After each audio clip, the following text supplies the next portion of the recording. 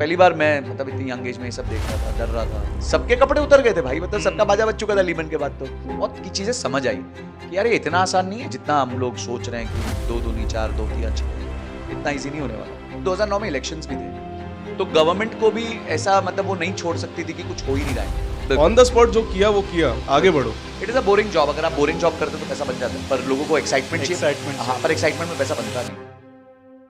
हम तो और आगे जाएंगे इस हाँ, जर्नी हाँ, में, पर मैं थोड़ा सा रिवर्स आना चाहता हूँ। 2008 का आपने जिक्र किया।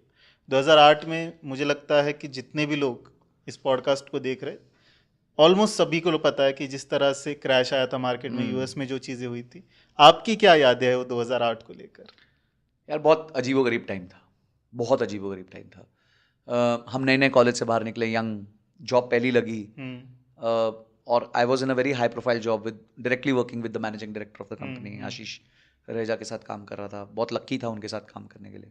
हम 2 लैंड एक्विजिशन कर रहे थे, जिसका मैं बहुत एविड मेंबर था। एक यंग लड़के को लैंड एक्विजिशन का चांस मिले बॉम्बे में, एक ज़मीन 750 करोड़ की, एक ज़मीन 450 करोड़ की, एक इस तरह से नंबर्स होते थे। मैं सारे वर्ल्ड के टॉप प्राइवेट इक्विटी वाले हमसे आके मिलते थे, कार्लाइल, वकोविया, HDFC वाले, ICICI प्रू, सब मतलब जो आप नाम, कार्लाइल, ये ब्लैकस्टोन, सब आके मिलते थे, खुद मिलते थे कि भाई हमारे पैसे ले लो, डिप्लॉय कर दो, क्योंकि उस टाइम लिक्विडिटी बहुत होती थी 2007 के शुरू में। और यही टाइम था कि 8 का एंड आते आते हम इतना बुरे हाल में आ गए कि घर नहीं बिक रहे, अपार्टमेंट सेल नहीं हो रहे हैं, लैंड सेल नहीं हो रही है, प्रोजेक्ट सेल नहीं हो रहे हैं, कैश फ्लो की लिक्विडिटी की इशू होगी, बैंक्स लोन नहीं दे रहे हैं, ये प्राइवेट इक्विटी वालों के तो फोन ही नहीं लग रहे कि सब गायब हो चुके हैं। देश किसी का ऑफिस बंद हो गया, किसी का कुछ बंद हो गया, सबके कपड़े उतर गए थे भाई, मतलब सबका बाजा बज चुका था लीमन के बाद। तो दैट ड्रेडेड सितंबर ऑफ 2008। तो आई थिंक उस टाइम पे बहुत मेरे कलीग्स के जॉब गए, बहुत फ्रेंड्स के जॉब गए। अच्छा, मेरे साथ क्या हुआ कि हमारा कॉलेज खत्म होने वाला था 2008 जून में, पर मुझे कैंपस में कंपनी ने रिक्वेस्ट करके मेरे डीन को बोल दिया था कि we want him to join us early, जनवरी में। तो मेरे को लग गई। अब by the time May June आया, तब तक क्रैक्स आने लग गए थे मार्केट में, वो दिखने लगा कि कुछ तो गड़बड़ है। हाँ। तो मेरे बहुत सारे फ्रेंड्स जिनको जॉब ऑफर मिला था MBA में, उन सबका ऑफर खत्म हो गया, खासकर उन कंपनीज का जो बाहर की कंपनीज थी जिन्होंने नॉलेज प्रोसेस आउटसोर्सिंग के काम दिए थे यहाँ पे, KPO जिसे कहते हैं। तो KPO वाले काम के जितने जॉब प्रोफाइल्स थे या जॉब ऑफर्स थे, वो रिवोक होने लग गए थे या होल्ड होने लग गए थे। तो वो भी एक टाइम देखा, बहुत खराब लगता था, क्योंकि आप एक बैच में थे, साथ में पढ़ते थे, मस्ती करते थे। वो देखा। फिर कंपनी में बहुत जॉब लॉसेस देखे, बहुत यंग बच्चे जो ज्वाइन किए थे वो चले गए, 20-20 साल के एक्सपीरियंस वाले चले गए। तो पहली बार मैं मतलब इतनी यंग एज में ये सब देख रहा था, डर रहा था। फिर एक दिन मेरे को आशीष ने बोला कि don't worry, you are there with me. उन्होंने थोड़ा आश्वासन दिया, समझ गए होंगे कि मैं डर रहा हूँ। तो ये हुआ। बट मैंने लाइफ की ना फास्टेस्ट वी शेप रिकवरी देख ली। मतलब सितंबर में ये कांड हुआ, by the time we were in March 2009 everything was normal, everything was great, everything was awesome. Pickup होने लग गया था। हमारी एक बहुत बड़ा प्रोजेक्ट पूरा, एक टावर मोतीलाल ओसवाल ने खरीद लिया, जो आज मोतीलाल ओसवाल का हेडक्वार्टर है बॉम्बे में, वो हमारी बिल्डिंग थी। हम मतलब we sold it to them. और इस तरीके से मतलब मैंने देखा कि रैपिड रिकवरी होने लग गई। हमारा एक प्रोजेक्ट लॉन्च हुआ जून में, मई जून 2009 में। ओवरनाइट विद इन 2 वीक्स वो सेल हो गया था पूरा, मतलब जिसमें करीबन 550 अपार्टमेंट्स थे। थोड़ा सस्ता निकाला था, बिक गया माल। तो आई थिंक अचानक से रिवाइवल फटाक से आ गया था, वी शेप रिकवरी हो गई थी, निफ्टी इंप्रूव होने लग गया था। तो वो टाइम थोड़ा आई थिंक बहुत ज़्यादा लॉन्ग लिव्ड नहीं था इंडिया में। उसके 2 रीज़न भी हो सकते हैं कि एक तो ये था कि इंडियन मार्केट्स रेजिलियंट थी, कैश था इंडिया के पास, वो सिस्टम था। सेकेंड था कि 2009 में इलेक्शंस भी थे, तो गवर्नमेंट को भी ऐसा मतलब वो नहीं छोड़ सकती थी कि कुछ हो ही नहीं रहा है। They also wanted to show कि मूवमेंट हो रही है मार्केट्स में, पॉजिटिव चल रहा है, क्योंकि अगला इलेक्शन उनको जीतना था। तो आई थिंक ये सब करके वो थोड़ा सा रिकवरी आ गई थी। 2009 के मिड तक वो रिकवरी ठीक ठाक आ गई थी। बट दैट सितंबर टू मार्च वो एक 6 महीने बहुत खराब थे, बहुत ज़्यादा खराब थे। दूसरा, दुनिया भर के जो सेंट्रल बैंक्स थे, उन्होंने भी मेरे ख्याल से पहली बार ये रियलाइज़ किया था कि अगर फाइनेंशियल मार्केट्स में कोई प्रॉब्लम आता है तो आप लिक्विडिटी को पुश करो, चीज़ें अपने आप आसान होती हुई, हाँ, अपने आप आसान होती जाएगी, अपने आप रिकवरी आएगी। और उसके बाद जो 2020 में क्रैश आया, इसी वजह से अगर आप 2008 का क्रैश देखो तो वो 3 स्टेप में आपको होता हुआ दिखाई देता है। नीचे आता है, फिर बाउंस बैक देता है, फिर नीचे आता है, फिर बाउंस बैक देकर फिर फाइनल जो है हमें जो क्रैश आना था वो आता हुआ दिखाई राइट दिया राइट राइट वही 2020 में अगर आप देखो तो इतनी अर्ली स्टेज पर लिक्विडिटी मार्केट में पंप की गई कि वो बस निफ्टी नीचे गिरा, वो हाँ। 2 लोअर सर्किट लगे और उसके बाद उसके से बाद V-shape रिकवर मार रिकवरी गया। हो गई। मुझे याद है ना, रिलायंस 800 हुआ था हम्म। और 800 के बाद फिर वो फटाक से पता नहीं क्या स्पीड से 1000 हो गया। हम्म। 25% तो मेरे को लगता है वो इन स्पैन ऑफ 7 ट्रेडिंग सेशंस हो चुका 1 वीक के अंदर। हाँ, 5% और उन्होंने भी टाइमिंग ऐसी निकाली ना, तभी जियो की सारी तब न्यूज़, हाँ डील्स वील्स फेसबुक, भी कर गूगल दी। सबके साथ बिल्कुल पार्टनरशिप। बिल्कुल। वो लोगों को तो बिजनेस मैनेज करना आता ही है गजब तरीके से, तो they manage sentiments, business, everything together. तो ये जर्नी रही और आई वाज वेरी, मतलब मैं कहूँगा मैं बहुत लकी था कि बहुत टाइम से इन्वेस्टमेंट कर रहा हूँ, कभी मैदान छोड़ के नहीं गया। That's one very important thing. Survival. हाँ, कि विकेट नहीं करने दिया। कभी ऐसा नहीं हुआ कि सुपड़ा साफ हो गया हो या कैपिटल खत्म हो गया हो या बिल्कुल मैं मतलब रोड पे आ गया हूँ। कर्जे में वो डूब हाँ, गए। वो मैंने अपने आप को प्रोटेक्ट किया, लोन से प्रोटेक्ट किया बहुत ज्यादा। कुछ अच्छी फाइनेंशियल हैबिट्स डेवलप हुई ऑन द वे, तो जिस वजह से मैं कहूँगा कि ठीक रहा, जर्नी अच्छी रही।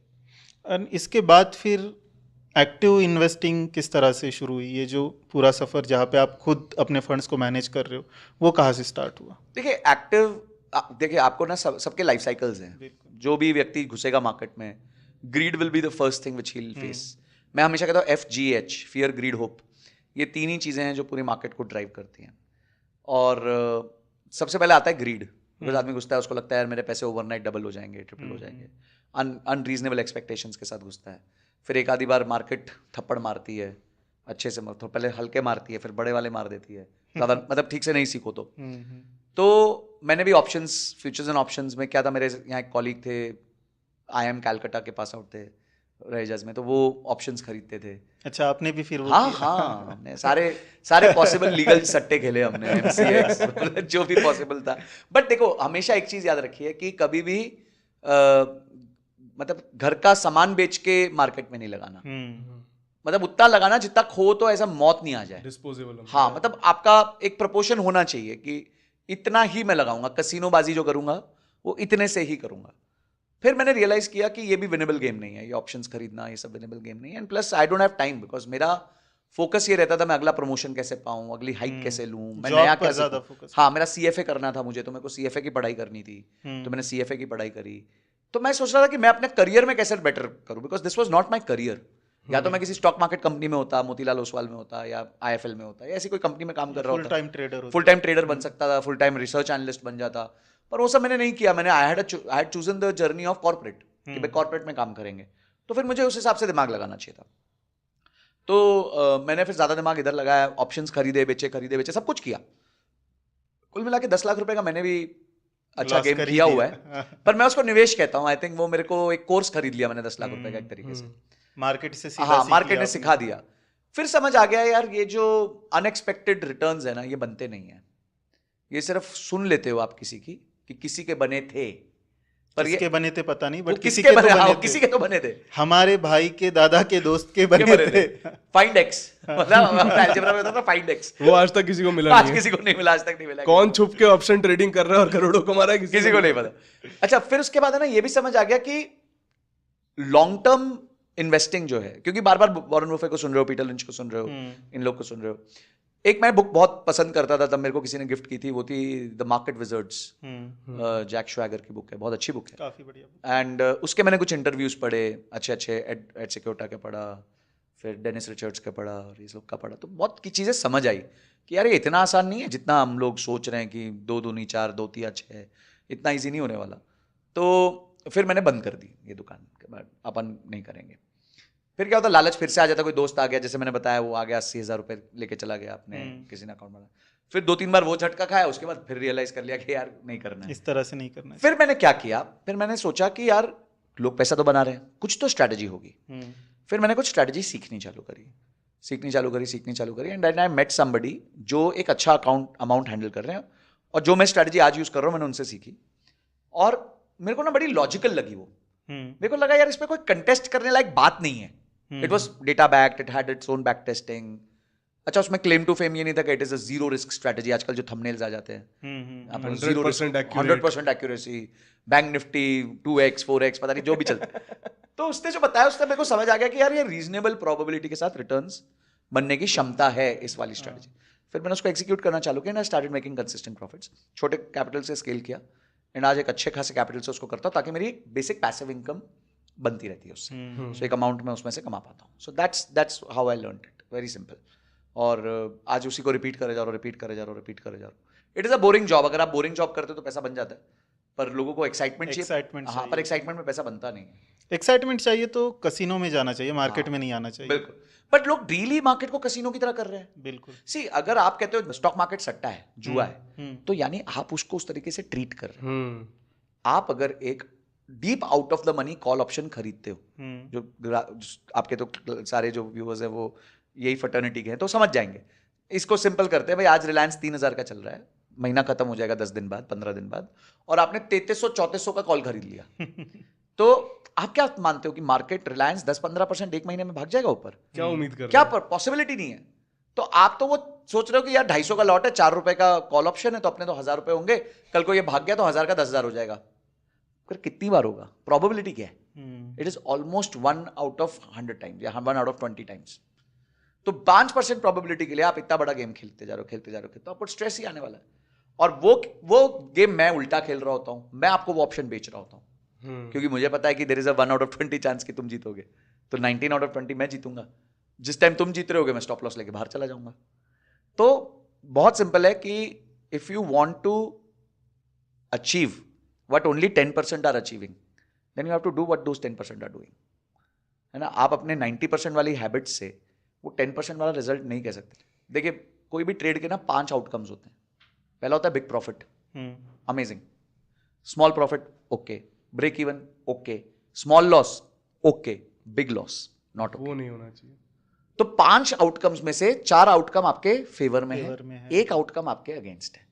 पर उस एक आउटकम में आते आते आपका माइंड फ्रीज हो जाता है, आप स्टॉप लॉस ले नहीं पाते, डिसीजन नहीं ले पाते, क्योंकि आपको लगता है, आपका होप आ जाता है कि यार ये आ जाएगा वापस, इट विल कम बैक।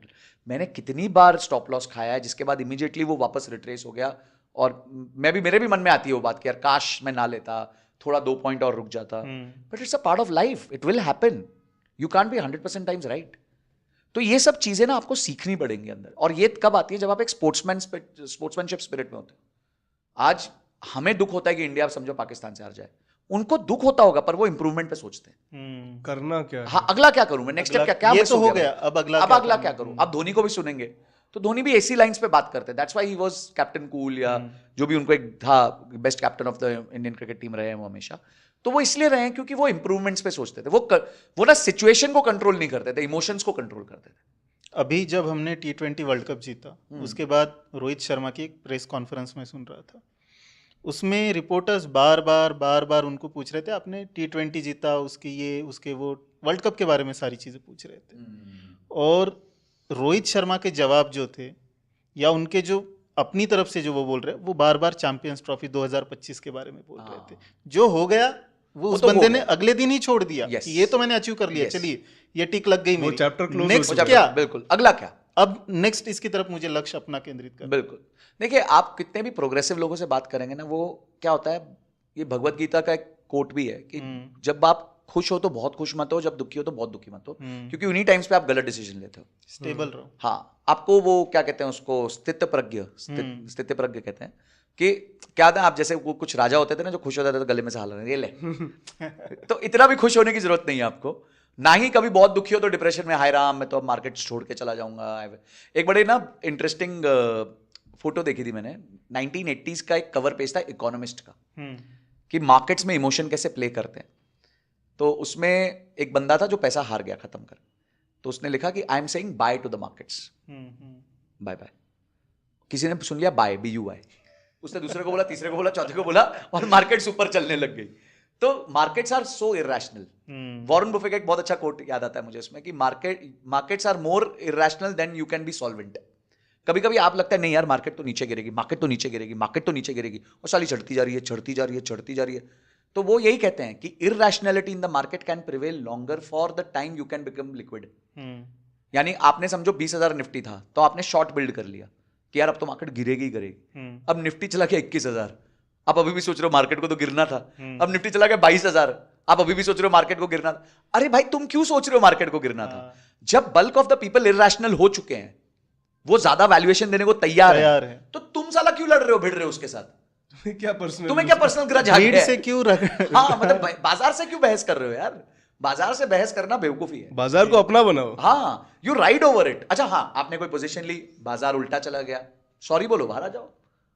यार, बाजार मुझसे की बात नहीं लड़ माननी सकते, पड़ेगी। हाँ, उससे उसके आप अगेंस्ट मत जाओ। ना, जैसे बाहर अभी के भी काफी सारे लोगों का कहना है कि मार्केट इनरेशनल हो चुका है पूरी तरह से, जिस तरह से हमें रैली देखने को मिल रही है इसमें करेक्शन आना चाहिए।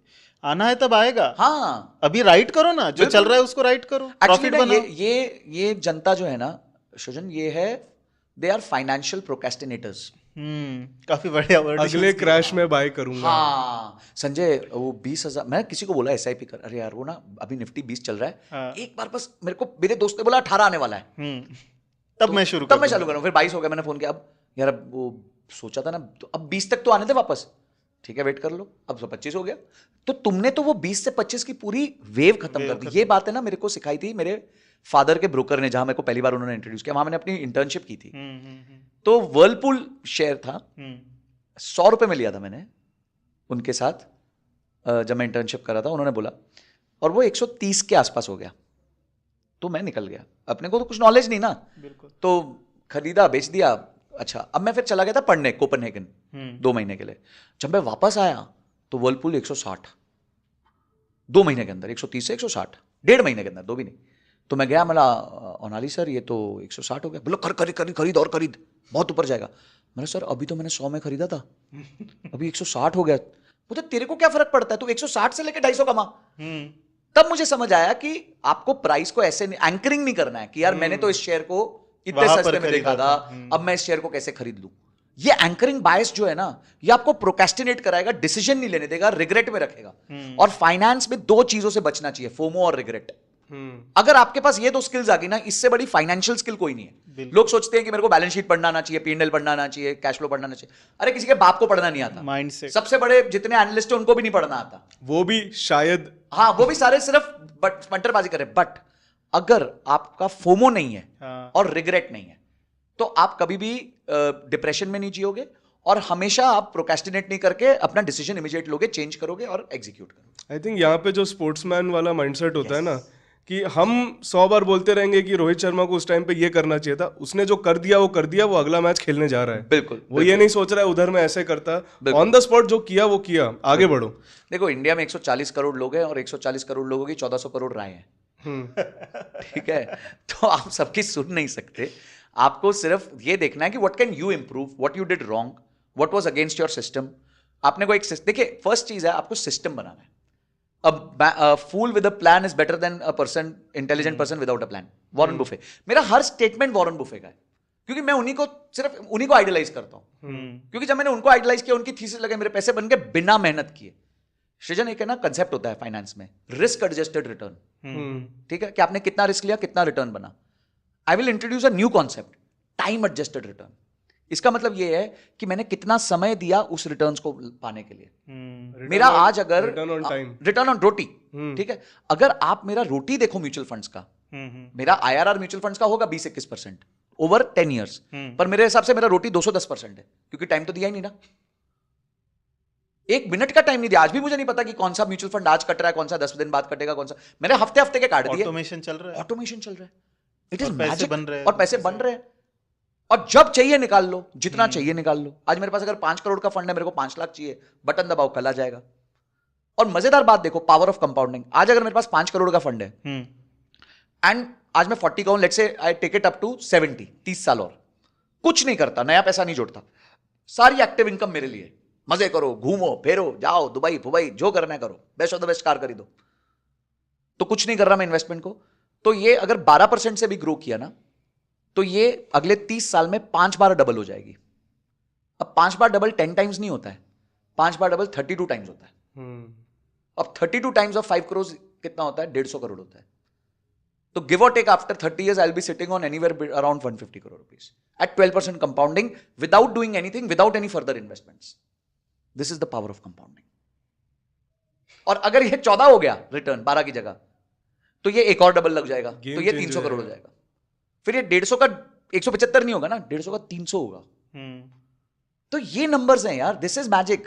बट आपको टिकना पड़ेगा मार्केट में। आपको ऊपर नीचे वाले दौर देखने पड़ेंगे, देखने पड़ेंगे। कभी ऊपर जाएगा कभी नीचे आएगा।